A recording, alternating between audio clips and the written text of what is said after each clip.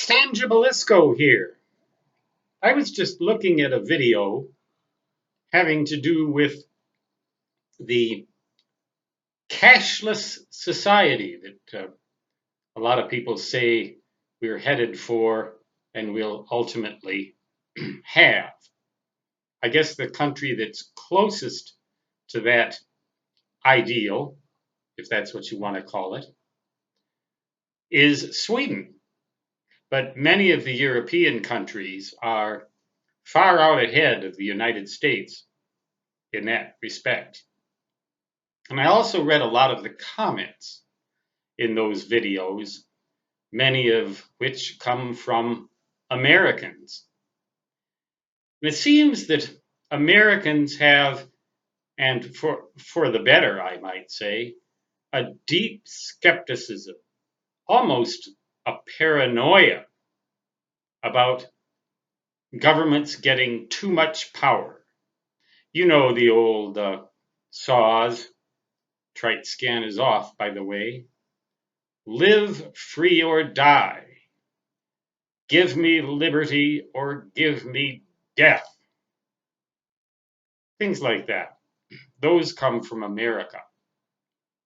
And many Americans see the cashless society, should it ever reach that point, as a definite threat, a definite step towards the destruction of the freedom of the individual.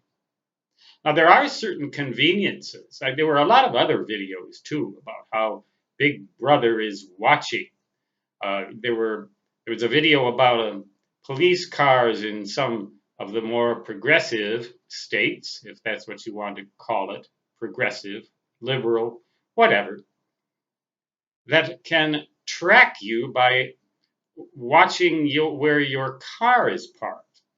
And the way they do that is they just have cameras on their police cruisers, sometimes up to 3 cameras, constantly on and recording thousands and millions of license plate numbers.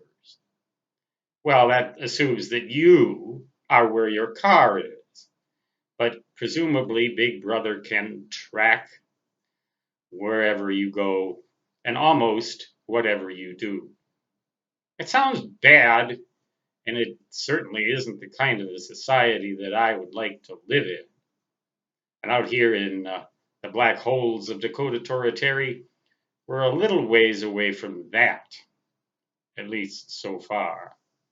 Out in the west, in the wilderness, it's a little bit less of that kind of thing, but there is some good that could come out of it. Suppose that I was accused of committing a bank robbery in Poughkeepsie, New York. But I'd never even been to Poughkeepsie, New York. If I could prove by means of police cameras that I had been during all that time in and around Deadwood, South Dakota, it would probably exonerate me. It would be the equivalent of the police testifying on my behalf. A small amount of good with the bad, just like there's a little bit of nutritive value in horse dung.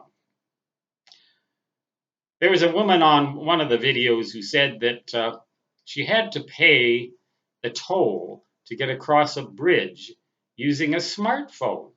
If she didn't have the smartphone or a smartphone, she couldn't use the bridge. Imagine the traffic jams that they would cause. They'd probably have to build special pullover and turnaround lanes just for people who didn't have smartphones and things like that. I mean, are we talking ridiculous? It seems so. Other videos talking about the mark of the beast, the chip that they'll put in your forehead, and no transactions could be made without that mark. Well, some of this does sound to be getting pretty close to that kind of thing. Now, I had a smartphone and still have it. It's just I'm not using it.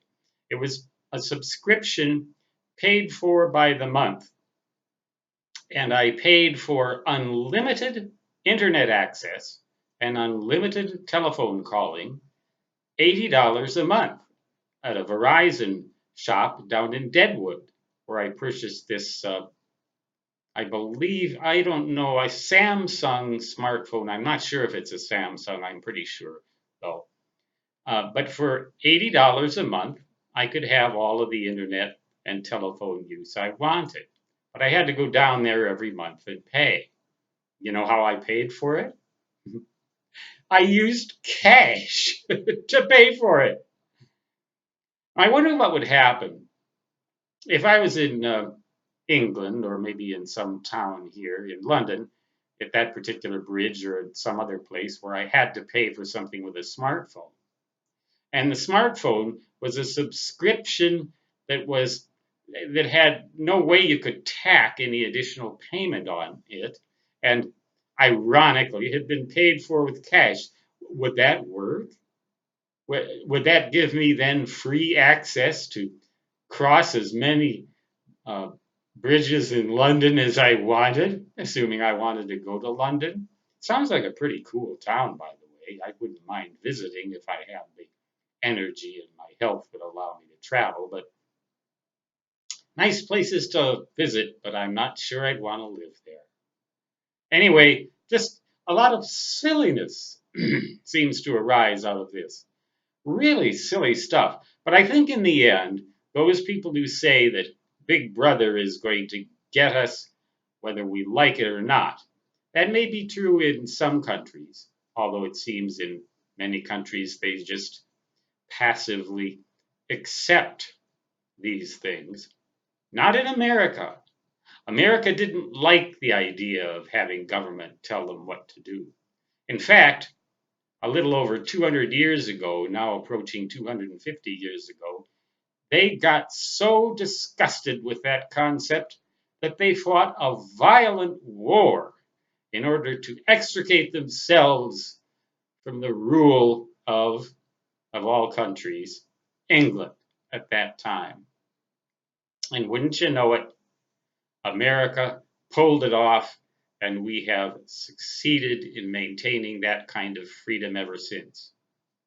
We're a feisty lot over here on the North American continent, United States of America. I'm not so sure that a cashless society will ever get our way. What do you think? What do you think of me and oh, no, don't tell me what I think of me and my ranting. I don't want to know. It's not the topic of this video. The quality of my facial image is not the subject. The subject is uh, do you think that here in America, a cashless society will ever actually be imposed upon us against our will? Or will we do audacious things here in the United States of audacity, like simply not let it happen? Please don't include links in your comments. They can so easily be hacked. I did another video, by the way, about how the cashless society could be vulnerable to um, internet meltdowns of various sorts.